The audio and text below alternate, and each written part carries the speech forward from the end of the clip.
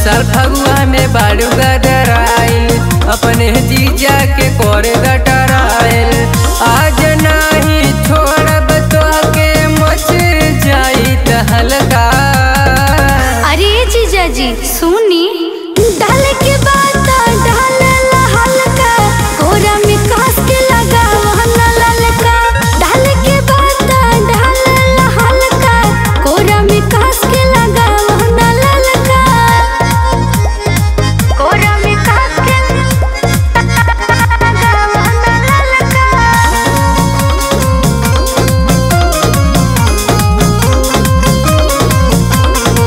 पानी लगावे द लगबो मलाई। अरे के फूट से जइबो फुलाई।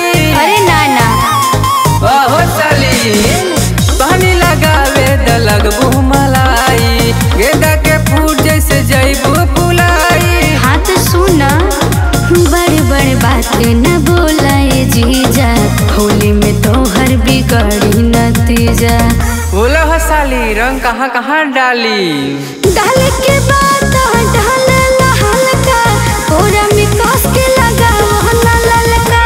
डाल के बात डाल हल्का, कोरा में कास के लगा वहना ललका। कोरा में कास के लगा वहना ललका।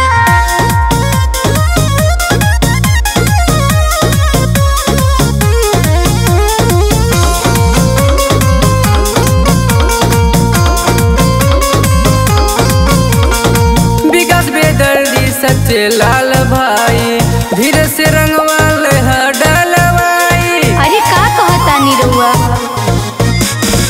पवन जीत हवे हमर भाई, ई सबसे साली ली डलवाई। अच्छा तो ये बात बा, तोहरे भाई के काले ले हाई ठेका, अजय संजय के चला के मारब ठेका। ए साली, रवि सूरज पवन सब तहा जीजा हवे हो। डाल के बाद